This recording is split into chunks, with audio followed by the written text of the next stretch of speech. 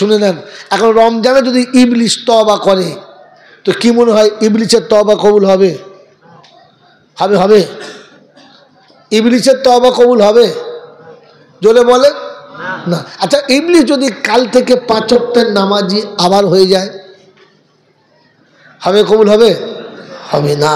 মেরে মোহতরম দোস্ত বুজুর্গ, এটা আপনারা পাক্কা বিশ্বাস জানা যে ইবলিসের তওবা কবুল হবে? জোরে বলেন না। আচ্ছা সত্য বলেন এবারে, আপনার জলসা অনেক শুনেছেন, বলেন ইবলিসের নাম ইবলিস না আরো কিছু? ইবলিসের নাম কি? না জোরে বলেন, সত্য বলেছেন, ঠিক বলছেন, জোরে বলেন। আজাজিল। এই আজাজিল নাম ছিল, ইবলিস কি করে হলো এটাকে জানা দরকার ছিল। এটার নাম ছিল আপনার জলসা শুনে বাড়ি যাওয়া। আমার বাবাজিরা এলাহিগঞ্জের লোক, এখানে বহু রকমের এলাহি আছে। আজ আপনাকে সঠিক এলাহি দেখিয়ে দিয়ে যাচ্ছে, চেষ্টা করছি আল্লাহ যদি আমাকে দেখানোর সুযোগ দেয়। তো বলেন বন্ধু, আজকে জলসায় বসে যা কিছু শুনেছেন তা ভাববেন, ভেবে বাড়ি যাবেন। প্রথম কথা যে ইবলিসের কথা দিয়ে তুলেছি, ইবলিসের নাম ইবলিস না, ইবলিসের নাম ছিল আজাজিল। আজাজিল লোকটি ভালো ছিলেন না খারাপ? জোরে বলেন। ভালো কতটা ভালো? ভালোর থেকে ভালো। তিনি জমিনে এত ইবাদত করেছেন যে আল্লাহ তাকে আসমানে তুলেছে। আসমানে তো ইবাদত করেছে, দ্বিতীয় আসমানে তুলেছেন, দ্বিতীয়তে এত ইবাদত করেছেন, তৃতীয় গেছেন, তৃতীয় থেকে চতুর্থ, চতুর্থ থেকে পঞ্চম, পঞ্চম থেকে সপ্তম, ইহা তাকে তিনি মুআল্লিমুল মালাইকা, ফেরেশতাদের ইমামতি করেছেন। এ দেখুন আপনার দেশে প্রবীণ আলেম বসে আছে, তিনি মুআল্লিমুল মালাইকা হলেন। খুব ভালো করে ভাববেন, ভেবে বলবেন। মেরে মোহতরম দোস্তের বুজুর্গ, কিন্তু তিনি ইবলিস হয়ে গেলেন একটা ভুলের কারণে। একটা ভুলের কারণে আজাজিল অভিশপ্ত হয়ে গেলেন। কথা বুঝে এসছে বাবাজি? এই বাবা ঠান্ডা চিল্লাবি না, বলেন বুঝে এসছে? এবারে বলেন এই ইবলিস এর নামটা হলো কি করে? হলো কি করে বলেন, খুব ভালো করে ভেবে ভেবে বলেন। আপনার আমাদের সকলের পিতামাতা কোথায় ছিলেন? জোরে বলেন, বলেন জোরে। জান্নাতে। আপনার আমার মানব জাতির পিতামাতার নাম কি? জোরে বলেন। আদম আর হাওয়া। এই আদম, আচ্ছা ভাই একটা কথা জিজ্ঞেস করছি, আপনাদের নড়তে অসুবিধা আছে? তাহলে চেয়ারটা নিয়ে সামনে চলে আসুন, জায়গা ফাঁকা রাখবেন না, কথা এই জন্য কাজ করছেন না। আর চেয়ার নিয়ে চলে আসুন, চেয়ার নিয়ে চলে আসুন। আপনি আমি তো নিচ্ছি, আমি চলে নিচ্ছি। হ্যাঁ চেয়ার নিয়ে সামনে আসুন। এই এতক্ষণে হয়েছে, এতক্ষণে মাল কেন বুঝতে পারছিল না? বুঝতে পারছি মানে। চলেন চলেন চলেন, চলেন চলেন চলেন, হ্যাঁ চলেন, বসেন বসেন বসেন, চেয়ার সামনে আসুন, হ্যাঁ নিয়ে আসুন।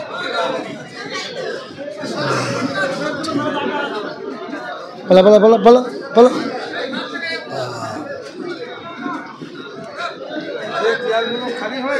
হ্যাঁ ও পিছনে থাক ভাই, যে চেয়ার খালি হয়েছে আপনি সামনে চলে আসুন। আপনি পিছনে চেয়ার ছেড়ে দেন, পিছনে ছেড়ে দেন, পিছনে ছেড়ে দেন। আচ্ছা আলহামদুলিল্লাহ, বাস আওয়াজ বন্ধ করেন। মেরে মোহতরম দোস্ত বুজুর্গ, তো ইবলিস আপনার আমার জাতির, এই মানব জাতির পিতামাতা ছিলেন জান্নাতে। এবারে উত্তরগুলো ভেবে দেন, জলসা শুরু হবে। তো বলেন আদম হাওয়া জান্নাতে শান্তিতে ছিল না অশান্তিতে? শান্তিতে। সুখে ছিলেন না দুঃখে? দুঃখে। এই মা হাওয়া আর বাপ আদম সুখে সংসার এবং শান্তির সংসার করছিলেন জান্নাতে। এটা সহ্য হলো না কার? ইবলিসের। এটা সহ্য হলো না কার? ইবলিসের। মেরে মোহতরম দোস্তর বুজুর্গ, এর কেশপুর থানার এলাইগঞ্জের বাবাজিরা আদার্স যারা আছেন তাদেরকে বলছি, তাহলে জান্নাতে আপনার আমার আব্বা মা সুখে ছিল, শান্তিতে ছিল, শয়তানের বা ইবলিসের এটা সহ্য হচ্ছিল না। তো মানব জাতির সুখ শান্তি সহ্য হলো না কার? জোরে বলেন, আরো জোরে বলেন। এই দেশের মুসলমানদের শান্তিতে থাকা সহ্য হয় না যার, ইবলিসের জন্ম হচ্ছে তার, তার বাপের জন্মে সে না, ওর মায়ের পেটে হয়েছে, জন্ম ইবলিসে দিয়েছে।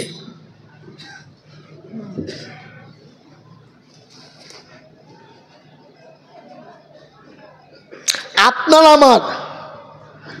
আমার পিতা মাতার সুখে সংসার ভেঙেছে কে?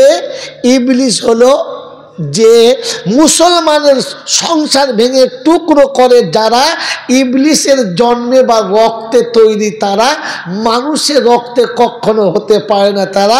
মানুষের মধ্যে মানবতা থাকে, আর ইবলিস ওটাকে ভেঙে টুকরো করে।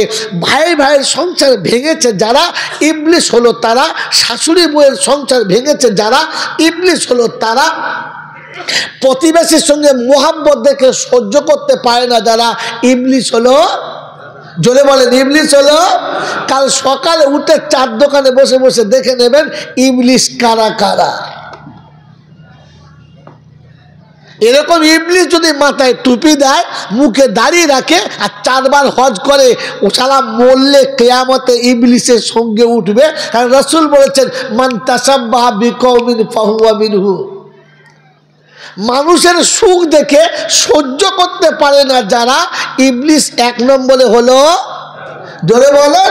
কারো ছেলে চাকরি পেলে সহ্য করতে পারে না যারা, গরিবের ছেলে ডিগ্রি হলে সহ্য করতে পারে না যারা, গরিবের ঘরের বৌমা সুন্দরী হলে দেখে সহ্য করতে পারে না যারা, ইবলিসের বেজম্মা সন্তান হলো। এবারে বসে বসে ভাবেন তো আমরা কারা?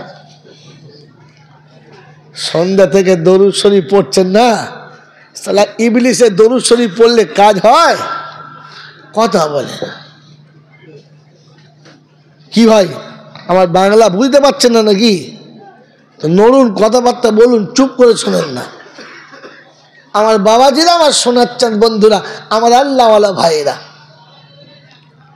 আপনি তওবা পরে করবেন, জলসা পরে শুনবেন, ওয়াজ পরে দেবেন, নসিহত পরে করবেন, ভালো কাজ পরে করবেন।